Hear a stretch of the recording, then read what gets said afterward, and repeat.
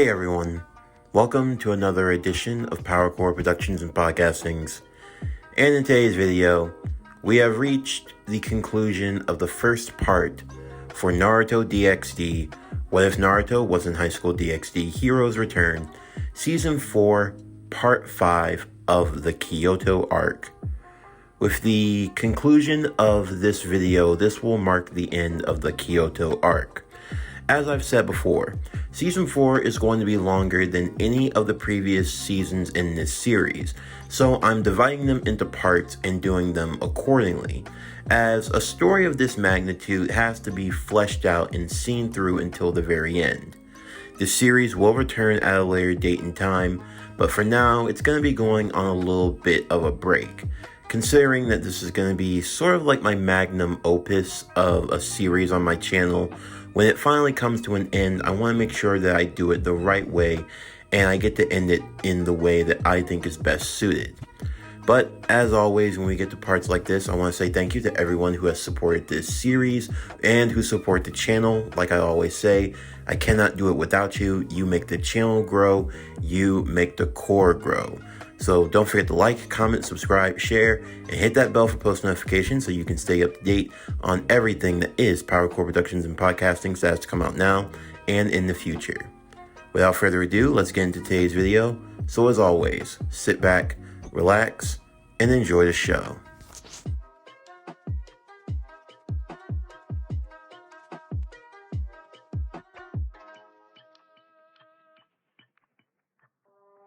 While Sanji continued to deal with Yasuka, who continued to rage across Kyoto City in her Nine-Tails form, Naruto and Issei stood shoulder to shoulder as their enemies loomed above them, their fallen allies being healed by Asuka using Twilight Healing. The masked man looked down to Naruto, carrying with him the Holy Spear of Light, the Spear of Longinus, after having betrayed and killed Soso. He was definitely powerful, I will give him that. I would say if he had caught on to my schemes, he would not have been as easy to kill. However, we have a saying, Naruto, in our world. You should never show your jutsu more than once. However, that saying is not only applicable to ninjutsu, it can be applied to all facets of life. If you show someone one ability, one trick over and over again, they're liable to catch on to the secret. I learned that dealing with your father. So you were responsible for what happened that night. Indeed. But we've already gone over this. And like I said, it's time we had an adult conversation. You see, following that night, I took some time to recover. And yet when I returned, there was no sign of the Nine-Tails anywhere. Nor was there a sign of a child. Everyone assumed that you died during the attack, and that the Nine-Tails was killed.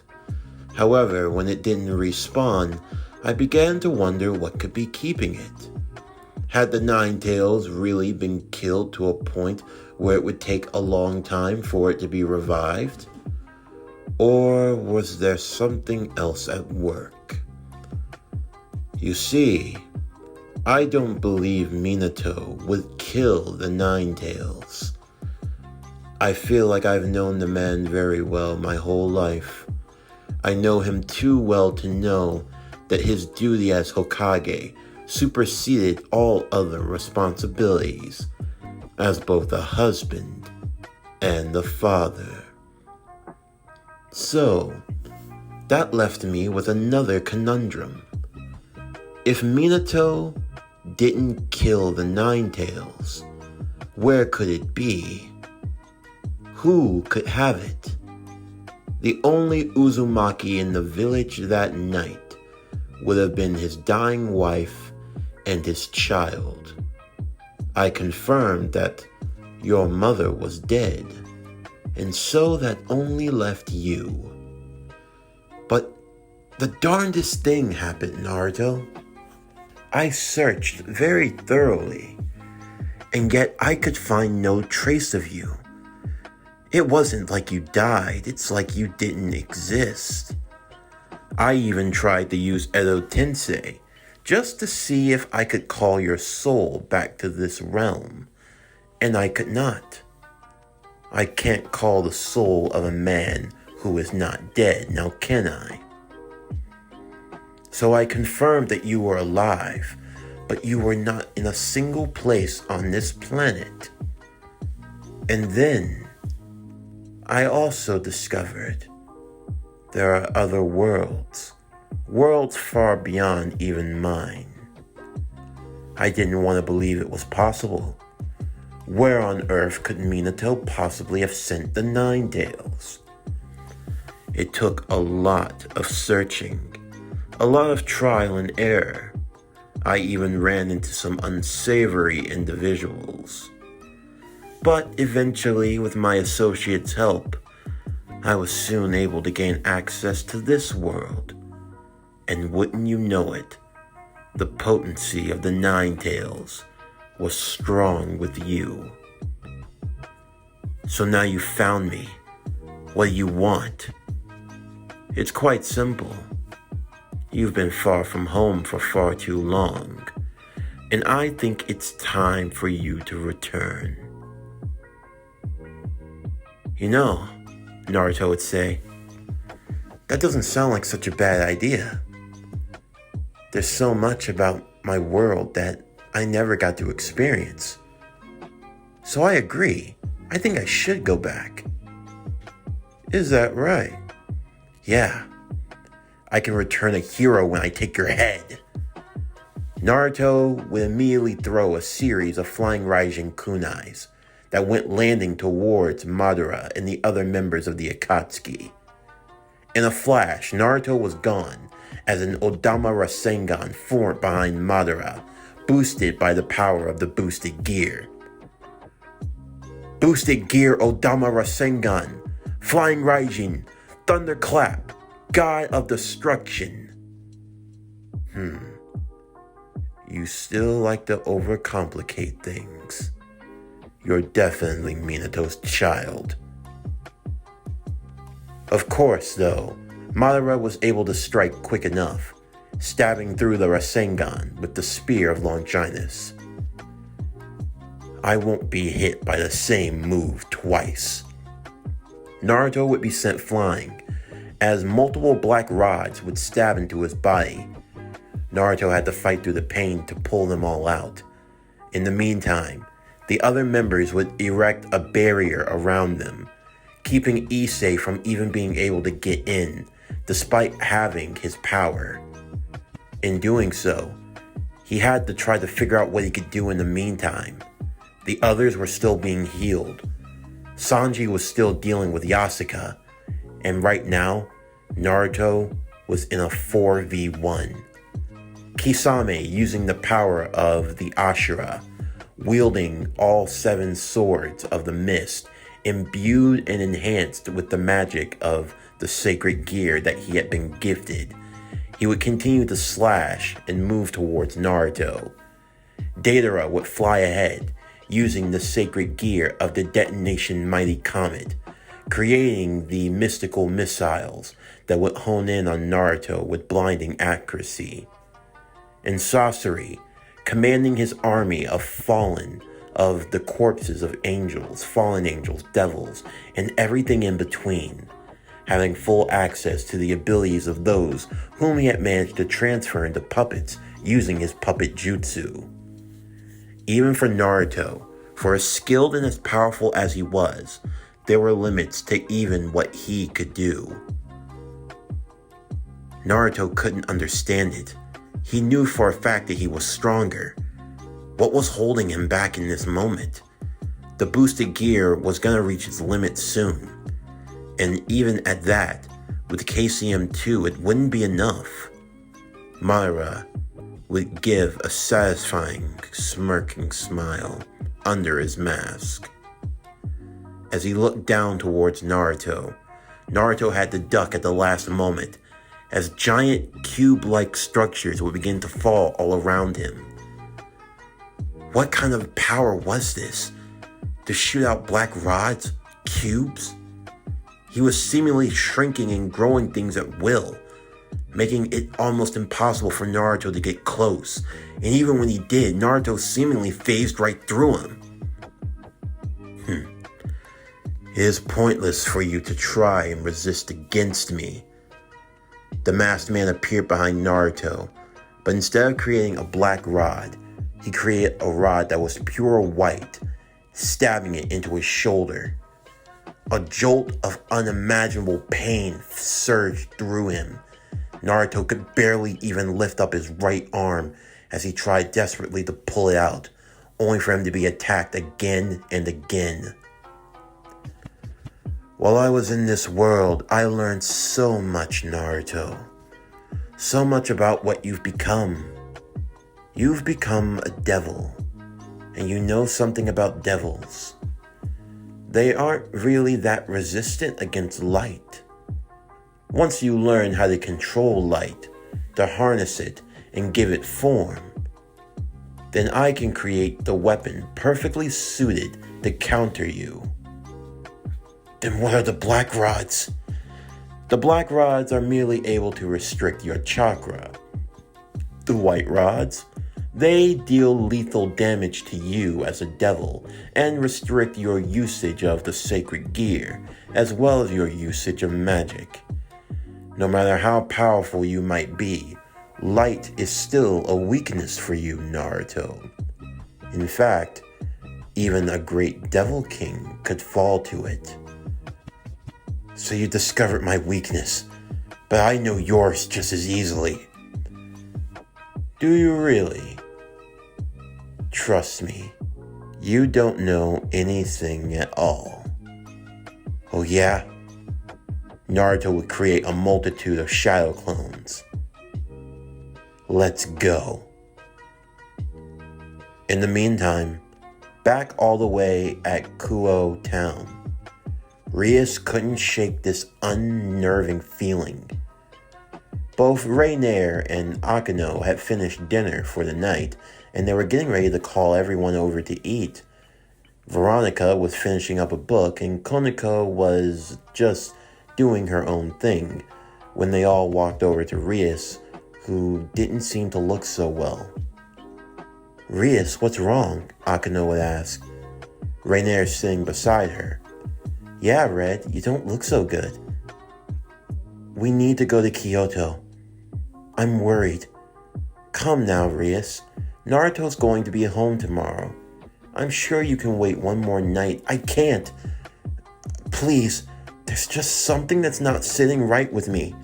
Can't you feel it? Everyone in the room would have to agree. There was an unnerving feeling in the air. Despite being so far away from Kyoto, they could feel a strong pressure in the atmosphere itself, as if there was a collision of great power and that something imminent was approaching them, this very country. Rias, having made up her mind, would immediately fly out the window, the girls following quickly behind her. Rias would race towards Kyoto. Even if it was just a hunch, even if she were just delusional, she had to see for herself. She couldn't wait a moment longer. In the meantime, Naruto would be fallen to one knee. Multiple black and white rods stabbed all over his body. They had come prepared. They were able to counter the flying Raijin. On top of that, Madara's abilities to grow and shrink things. It was starting to become more and more of a nuisance. If these guys weren't amped by sacred gears or magic, Naruto knows for a fact he could wipe them out easily. They wanted him. As Naruto could barely stand, Madara would also mirror Naruto taking a knee. Don't you think you've gone on long enough, Naruto? Why keep going? You're only dooming yourself and everyone you love. Shh. Do you sense that? The pressure that's building all throughout this town? What if I told you I have the ability to wipe this country off the face of the earth? Naruto's eyes shot up. This guy had to be lying. There was no way. With your power, I'm sure you could survive. But what about your friends, your family? You might be the son of the Yellow Flash, but let me tell you, you are no Yellow Flash. But then again, maybe you are. Because just like him, no matter how fast you think you are, you never seem to be able to get to the people you truly love when you absolutely need to. Naruto wanted to snap at him, but Madara wasn't having any of it, as he took his back hand and slapped him to the ground. You have two choices, Naruto. Surrender yourself to me, or your entire country goes. Don't think I'm bluffing. I don't care about this world or anyone in it. I'll drag you back half alive if I have to. And I don't give a damn how many people I have to kill to make that happen. Do you think I'm playing? Do you think this is a joke? Wake up to reality. In this world, nothing goes the way you want it to. The longer you cling to your delusions, the more they will suffer.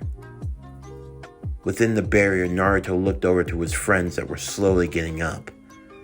Issei desperately trying to break through the barrier, and the others would warn that if they didn't move quickly, it was going to go through soon.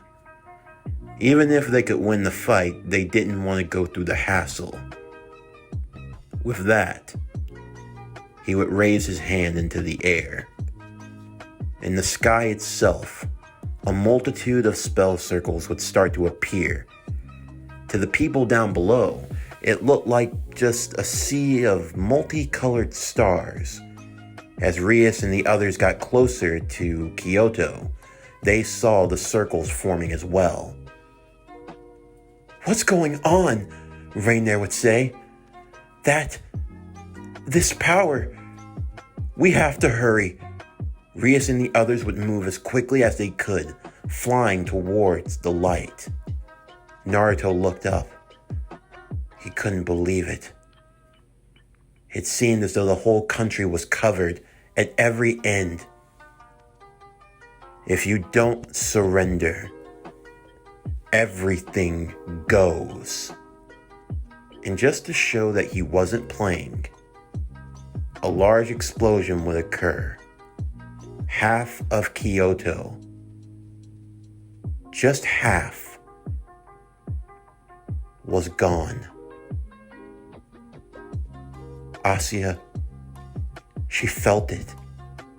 The multitude of lives that suddenly vanished.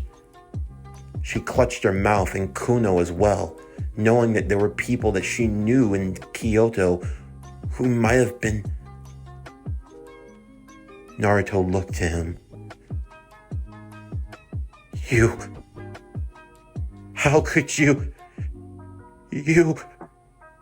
"Do not mourn them, Naruto. You didn't have the strength to protect them anyway. Their death is of no consequence. Try anything and they'll be next." Off in the distance, Naruto could feel something approaching. As he looked over, he saw Rias. Why was she here?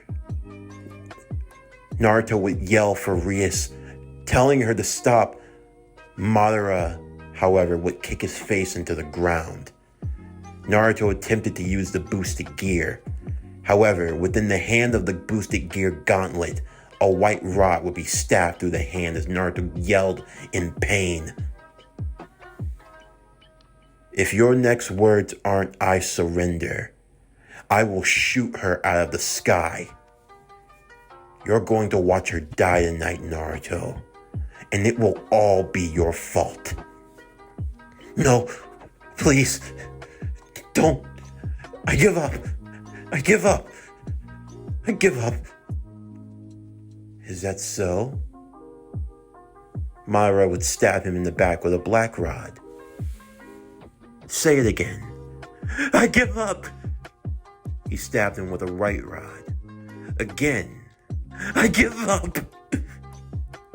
This continued on and on until Naruto was pinned to the ground, unable to move.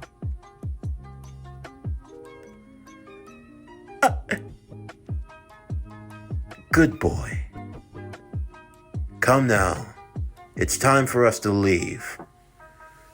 What should we do with the other 9 tails? Kisame would ask. Leave it be. This is its country, isn't it? They can clean up that mess. We have what we're after. Everything. Kisame would pick up Naruto. Using Samehada, it wrapped itself around Naruto tightly, suppressing its chakra and its magic, using it to keep Naruto in a vulnerable state. Rias would land, looking through the barrier as she yelled to Naruto, almost as if it were a cruel twist of fate. Naruto was allowed to stand. As he turned around and saw Rias, he smiled as he told her it'll be okay, and that he was sorry, but it looks like he wasn't going to be making it home this time around. The portal would open.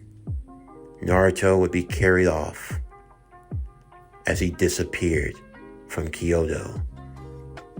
Almost immediately, the barrier would be gone, Issei racing towards Naruto as the portal closed. Naruto looked back to his brother.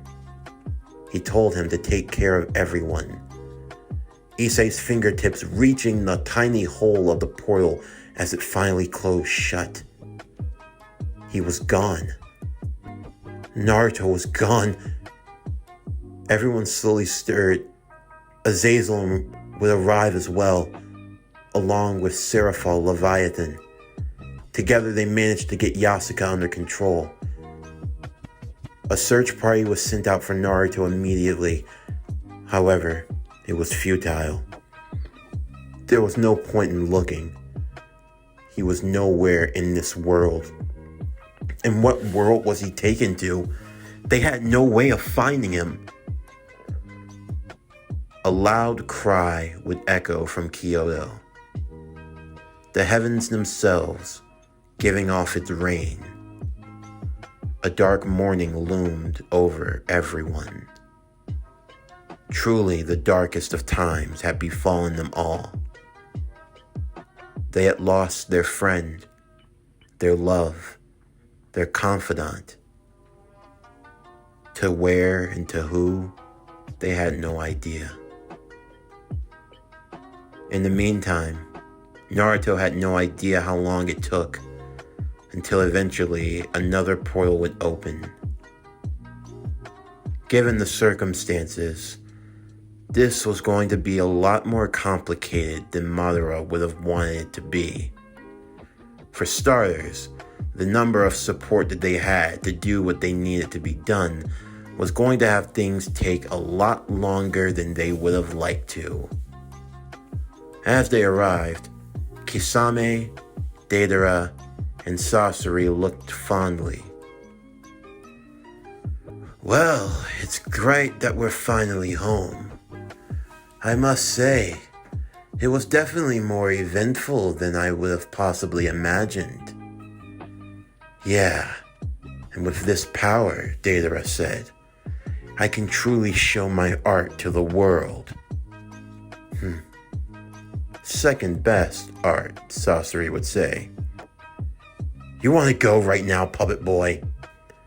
Now, Easy, easy, my comrades. In due time, we will get all that we achieve. Datara would immediately fall to the ground, a multiple points of black rods shooting out of his head, his corpse collapsing to the ground. Sasori immediately turned to make his next strike. However, his heart, or at least the container that held his heart, would be shrunk, finding itself within Madara's hands as he enlarged it once more and crushed it, with Sasori falling to the ground dead. Kisame, however, did not bother to fight back. Madara was surprised.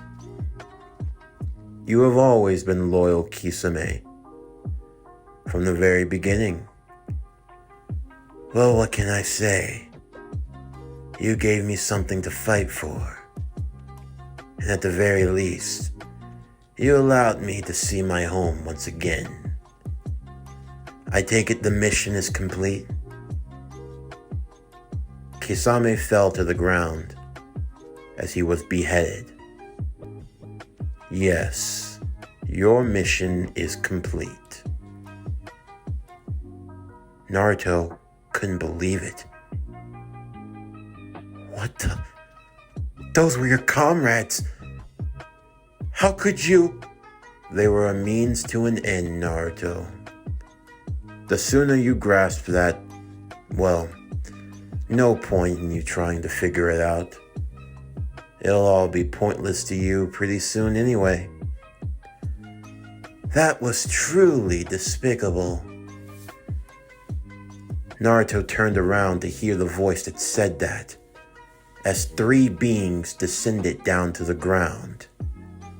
3 of them beings pure white in what appeared to be white-colored garb.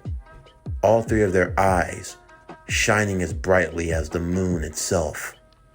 A large round figure that carried with him an axe made out of energy. Another figure, tall and lanky, that carried what appeared to be a fishing hook.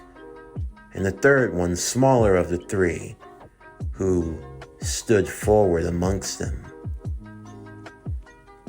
So you finally captured the feral beast. Was it worth it?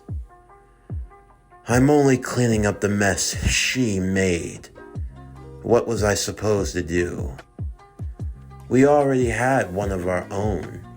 There was no need to try and rebuild. That one is imperfect and you know it. We won't get what we came for. It's all her fault. You're the fool that allowed yourself to be betrayed by someone of the lower class. A black sludge would fall from Madara's cloak, the figure looking fearful as it looked up to the combatants that arrived. What's the meaning of this, Master? How could you? You are the essence of her will? In one fell swoop, the black sludge was destroyed. A last-ditch effort, futile in the end. But I guess those of the lower breed never truly learn now, do they? I question, should we revive her? The taller one would ask. She should face punishment, the round one would say. Even I would like to see her again, would say the masked man.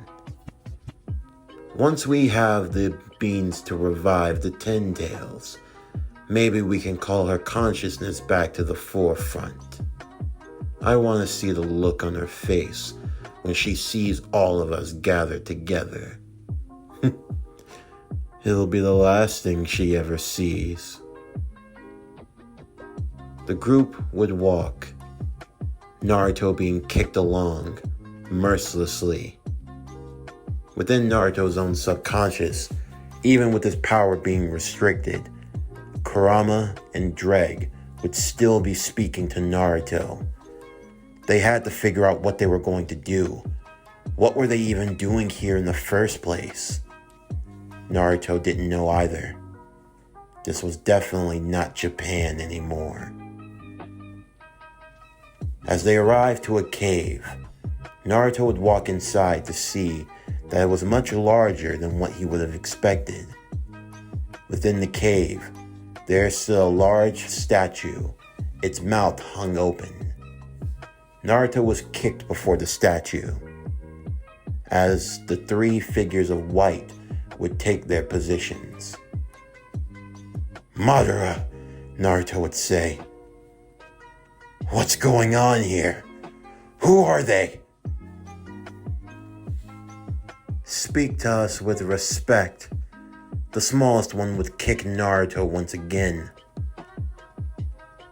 "You will address me as Momoshiki Otsutsuki.